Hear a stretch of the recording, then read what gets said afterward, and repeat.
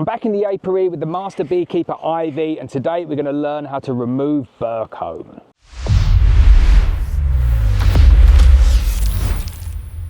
And lots of bees are trying to sting me. And lots of bees are trying to sting her. And you. And me. Have you been stung yet? I barely have. You. What about you? Barely have. How's the bee suit coping? Good. Is it good? Yeah. You like it? And we got little holes in here too, so we can see the bees, because if they were completely covered in black, we wouldn't be able to see them, see how they were getting on. Right, so on this colony here we have burr comb, which is wild honeycomb on top of the frames like this.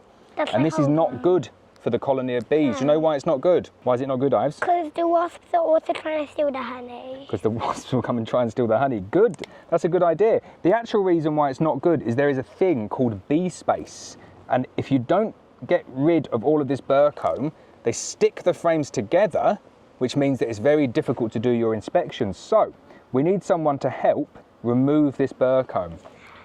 I can't. You're gonna help? Yeah. Excellent, okay. So underneath the box as well, we've got burr comb up there. We're going to need to remove all of that.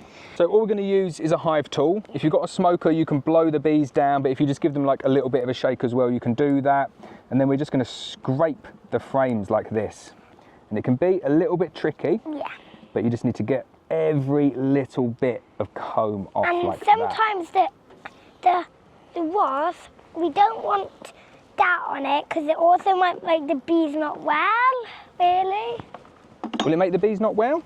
Maybe. And you also don't want to make sure you get any of the bees with that tool, or make sure your kids at home don't use them either. It's quite sharp, isn't it? So what were you saying about this, Ives? And you might not want to let your child touch it at home. Why not? Because it can be really sharp. So it can be very sharp at that end there. So really this is adults only, this bit, isn't it? So what we're trying to do is scrape off all of that wax there. Be careful of the bees, Dad. That's right, we're going to be as careful as the bees as we possibly can. And you can see I didn't get any bees there, did I? Yeah, we nearly did. Nearly did. So if you just go like this with your fingers. There's a little bee on me here too. Ivy's going to distract the bees, but if you go like that, you can also use smoke to get rid of the bees, or you can just mush them out the way a bit. This bee is kind of looking for someplace to sting me. But you just want to get the frames nice and clean like that. As you can also see on some of the bees, as you can see on some bees, they have little fluffy bits as well, don't they? So what's the fluffy bit? I'll try and get one to show you. Come on, little bees. We're doing a little video here. Come on, bees. Oh, can. Oh. The reason that the bees actually create this burr comb there is because the spacing wasn't correct in the previous box. Basically, anywhere in a beehive, you need to have all of the spaces at pretty much 8mm. If it's any less than 8mm, what they do is they properlize it all together.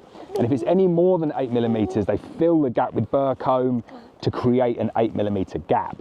So by taking this away, all of the bee space is correct again on the beehive, and it means that they shouldn't create any more. So I've just been collecting all of this burr comb here. This is good quality beeswax, this. So if you melt this down, you can turn this into beeswax candles, you can turn it into foundation, you can do loads of things with this, but don't just chuck it on the floor. It's a disease risk chucking that away. So keep it nice and secure, somewhere safe. I'm gonna chuck all of this into a bucket and then we'll reuse it again.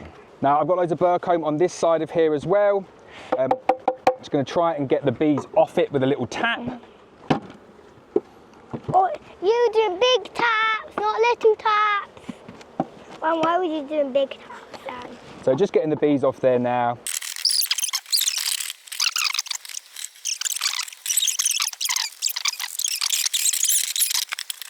So what's all of this made of? Beeswax. Beeswax. So we're going to take that home, we're going to render it down, we're going to produce some beeswax, and then maybe we'll make our very own candle. Yeah. Good idea? I really enjoy doing the videos with Ivy. I think we deserve a high five. Oh yeah.